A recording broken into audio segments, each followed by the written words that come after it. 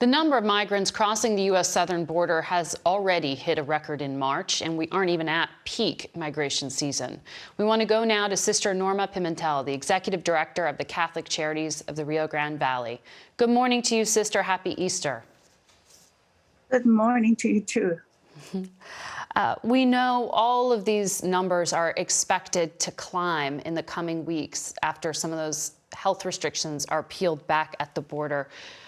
Are you prepared for what is to come?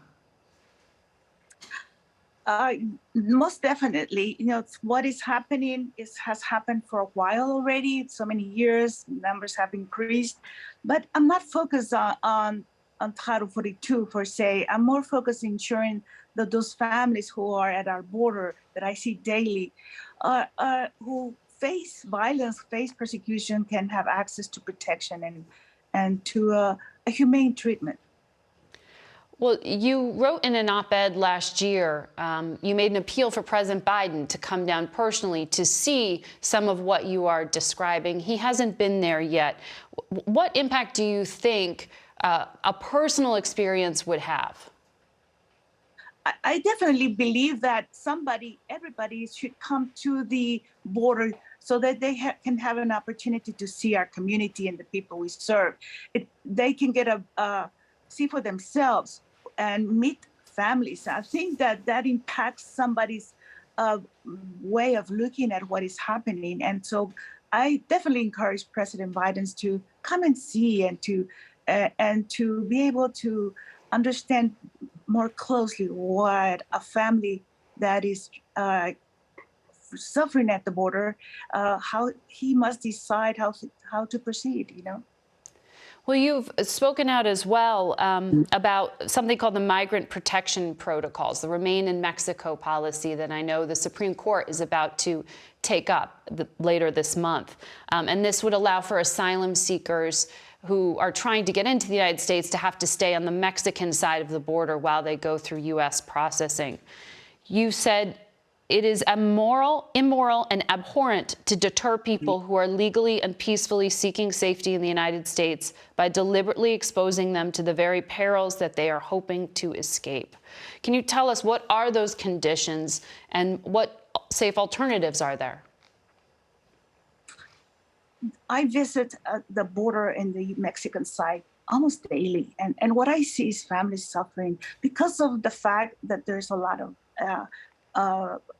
abuse to them, you know, and the conditions are terrible, and there's dangers, their children being exposed to being kidnapped, to be snatched, to be hurt, and so it's not right for us to do this. I think that someone who faces violence, fears for their lives, for their children's, there needs to be a way to access protection, and that's something that we as a nation can offer to them. So you would like to see them housed on the U.S. side of the border rather than the Mexican side? I believe that we as a country can find ways to be able to offer protection.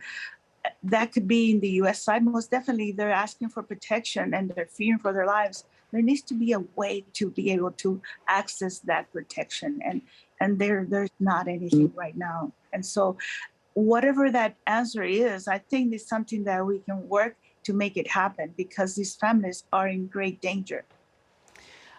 We are still in the midst of this public health crisis, and I know the federal government has relied a lot on organizations like yours to help carry out COVID tests for those migrants who do cross the border, and recently have started to offer them vaccines as well. How does someone who is undocumented even prove that they are vaccinated? How do you reassure American people at home that there isn't a health risk? Because we at the border are making sure that anyone that enters the country is being offered that safety, that care, so that if they are exposed to the virus, they can be isolated and they can receive that care so that they don't enter our country and spread the virus anywhere else. And so I think that the partnership that I have here in the Rio Grande Valley with our law enforcement, our government, city government in McAllen, and the Border Patrol, we work together to make sure that we address this correctly, and there is not there should not be that fear for what is the people that are entering our country. I think that we must help us understand differently what the border is like. You come and visit and see for yourself, and understand our community and how we work, and also how the people we serve. I know you're not a political person, you are a humanitarian. But the work Catholic Charities does with children in particular who have crossed the border got some sharp criticism recently from a conspiracy theorist in this country, Alex Jones. And I understand Pope Francis heard about what was happening and his criticism of you. And I want to share with our viewers his personal message to you. He said in a video, "The migrants must be received, they must be protected, they must be accompanied, and they must be integrated. 4 things: receive, protect, accompany, integrate." What did that personal message mean to you? It reaffirmed the fact that we as a country must have that heart to welcome those that are fearing for their lives, and to offer them protection, offer them a humanitarian response that cares for humanity, and for especially those that are most vulnerable and fragile and hurting at our border. Okay. Sister, thank you for leaving us on that note this Easter.